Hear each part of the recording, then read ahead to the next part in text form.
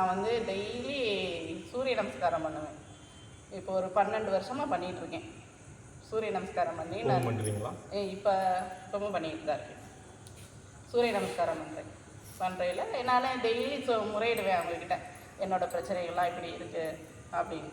அப்போது எனக்காக தோணுச்சு, சரி பழனி மலை முருகன்ட்டு வந்து மொட்டை எடுத்துக்கோ அப்படிங்கிற மாதிரி தோணுச்சு. சரி, நான் அதே போய் மொட்டை எடுத்துகிட்டு வந்தேன். அப்புறம் திருப்பரங்குன்றம் வந்து கிரிவலம் வந்து ஒரு 13 மாதம் போனேன்.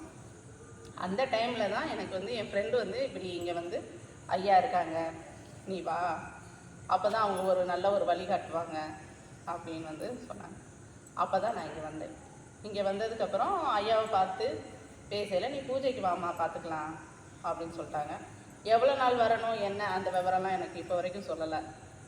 அமாவாசை பௌர்ணமிக்கு வா அப்படின்னு சொல்லியிருக்காங்க. அதை நான் ஃபாலோ பண்ணிக்கிட்டே வந்துக்கிட்டு இருக்கேன். என்னோடய பிரச்சனைகளை பாதி பிரச்சனையை குறைச்சிட்டாங்க. எனக்கு இருந்த அந்த பயம் பதட்டம் அதெல்லாம் இப்போ இல்லை. நீங்கள் முக்கியமான கோரிக்கை எதுவும் வச்சுருக்கீங்களா? ஒரு வேண்டுதல் அந்த மாதிரி எதுவும் சாமிக்கிட்ட வச்சுருக்கீங்களா? நான் வந்து எப்படி சொல்கிறது, இதை ஃபஸ்ட்டு வந்து நான் ஒரு கஷ்டத்தில் இருக்கேன், ஒரு ஆபத்தில் இருக்கேன், என்னை காப்பாற்றுங்க அப்படி சொல்லி தான் நான் வந்து அப்பாட்ட கேட்டேன். ஏன்னா அதை என்னை இப்போ காப்பாற்றிருக்காங்க. நான் கடைசி வரைக்கும் உன்னோட சந்ததி முழுக்க நான் காப்பாற்றுவேன் அப்படிங்கிறது சொல்லியிருக்காங்க. எனக்கும் அந்த நம்பிக்கை இருக்குது. இப்போ அப்பா என்ன சொன்னாங்க அப்படின்னா, ஒரு சிங்கமோ மலைப்பாம்போ உன் முன்னாடி வந்தால் கூட நீ பயப்படக்கூடாது, அதுக்கு முன்னாடி நான் வந்து நிற்பேன் அப்படின்னு சொல்லியிருக்காங்க. நானா என்ன சொல்லிப்பேன்னா, எங்கள் அப்பா சூப்பர்மேன். எனக்கு அந்த சின்ன குழந்தைங்கலாம் எப்படி அப்பாவை சூப்பர்மேன் அப்படின்னு நினைக்கிறாங்களோ, சூப்பர்மேன் நினச்ச உடனே எப்படி வர்றாங்க, சூப்பர்மேன் கதையில் சூப்பர்மேன் எப்படி வர்றாரோ அந்த மாதிரி தான் அப்பா வந்து எனக்கு வர்றாங்க. என்ன அவர் குருவாக சில நல்ல வழிகள் காட்டியிருந்தாலும் நான் வந்து எனக்கு மானசீகமாக என் தந்தையாக தான் நான் ஏற்றிருக்கேன். அதே மாதிரி ஒரு தாய்கிட்ட கிடைச்ச அன்பும் அவர்கிட்ட எனக்கு கிடைக்குது. இப்போ அடுத்த ஒரு கோரிக்கை, என் பெரிய பையனுக்கு வந்து கல்யாணம் நல்ல இடத்துல பொண்ணு அமையணும் அப்படிங்கிறத அப்பாட்ட சொல்லிட்டு இருக்கேன். இப்போ தான் சொல்லியிருக்கிறேன். அப்படிங்களா? இப்போ பிரச்சனைகள் நிறைய குறைஞ்சதுன்னு சொல்லி சொல்கிறீங்க. ஆமாம். அது எந்த அளவுக்கு? ஒரு எனக்கு பாதி பிரச்சனை முடிஞ்சிருச்சு. பாதி பிரச்சனை முடிஞ்சிருச்சு. ஆமாம். 100% 50% முடிஞ்சிருச்சு. இன்னும் 50% நினச்சி நான் இப்போ பயப்படுறதும் இல்லை, அதை யோசிக்கிறதும் இல்லை.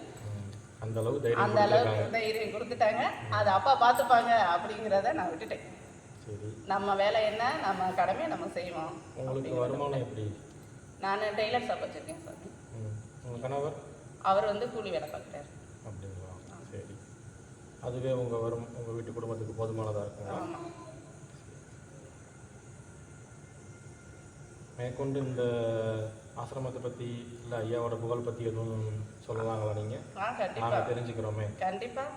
இங்கே அதை தான் நான் சொல்ல வந்துட்டு இருந்தேன் இப்போ உங்ககிட்ட. இது வந்து ஒரு சாதாரண ஒரு பாமர மக்கள் வந்து இங்கே வர்றது ரொம்ப கஷ்டம். ஆன்மீகத்தில் அவங்களுக்கு அதிக ஈடுபாடு உள்ளவங்க மட்டுமே இங்கே வர முடியும் அப்படின்னு நான் நினைக்கிறேன்.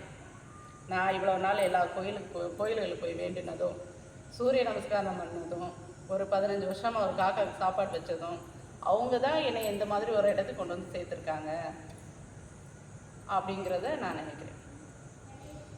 சரி, ஐயாவோட வேறு மகிமைகள் எதுவும்? ஐயா வந்து கண்டிப்பாக. ஐயா என்னை பொறுத்த வரைக்கும் எப்படி அப்படின்னா, எல்லாமே என் குழந்தை அப்படின்னு தான் ஐயா பார்க்குறாங்க. இந்த குழந்தைகள் 1000 தப்பு பண்ணியிருக்கலாம், அதை பெற்றவங்க மன்னிச்சுக்கிறாங்க. அடுத்து அதை தப்பை பண்ணாமல் திருத்தி அந்த குழந்தைங்களை நல்ல வழியில் நடத்துகிறாங்க. அப்புறம் நமக்கு தேவையான உபதேசங்கள் வந்து ஐயா நிறையா சொல்கிறாங்க. அதுவே நமக்கு நிறையா விடைகள் கிடைக்குது. அதுலேயே நம்ம இப்படி தான் நம்ம வாழணும் அப்படிங்கிறதெல்லாம் சொல்லி கொடுக்குறாங்க. அதனால்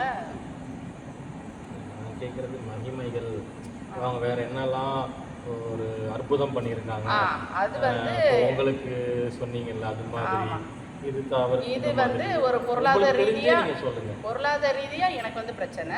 அதை நான் வந்து சொன்னேன். இப்போது என்னை இங்கே அறிமுகப்படுத்தி இங்கே கூப்பிட்டு வந்தாங்களே என் ஃப்ரெண்டு, அவங்களுக்கெல்லாம் தீர்க்க முடியாத நோயை கூட ஐயா உடனே குணப்படுத்தி கொடுக்குறாங்க. அது வந்து ஒரு பெரிய மகிமை. அது வந்து நோய்களுக்கு இம்பார்ட்டன்ட் கொடுத்து அதை உடனே தீர்வு கொண்டு வர்றாங்க. சரி, இது போக மக்களுக்கு நீங்கள் வேறு என்ன சொல்ல விரும்புகிறீங்க? இந்த ஆசிரமம் பற்றி வேறு என்ன சொல்ல விரும்புகிறீங்க?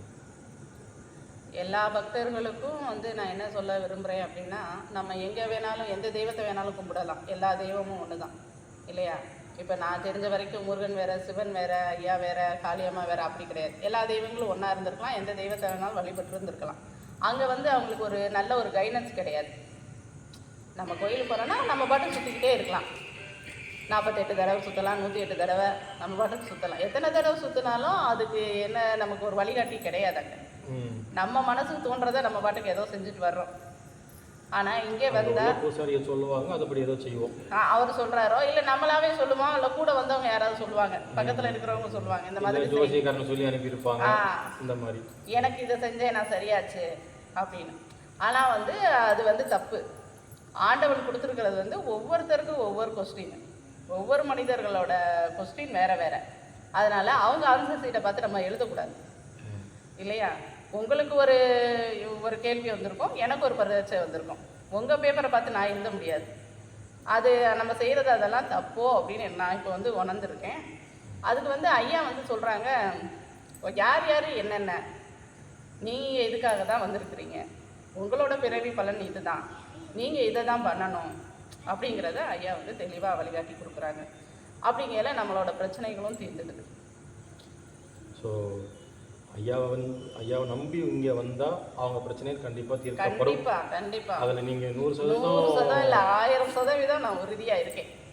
நீங்கள் அதை அடித்து சொல்லுவேன். ஆமாம், ஒரு ஆபத்தில் காப்பாற்றுறதுக்கும் காற்று கூட வேகமாக வரும். எங்கள் அப்பா அதுக்கு முன்னாடி வருவாங்க. காற்று கூட லேட்டாக வரும், அப்பா முன்னாடி வருவாங்க. நீங்கள் சொல்கிற மாதிரி எல்லா பக்தர்களும் இங்கே வந்து ஐயாவை தரிசித்து எல்லாரும் பலனடையட்டும்னு சொல்லி கேட்டுக்கிறோம். நன்றி சார். நன்றி சார். குருவே சரணம். குருபால் சார்.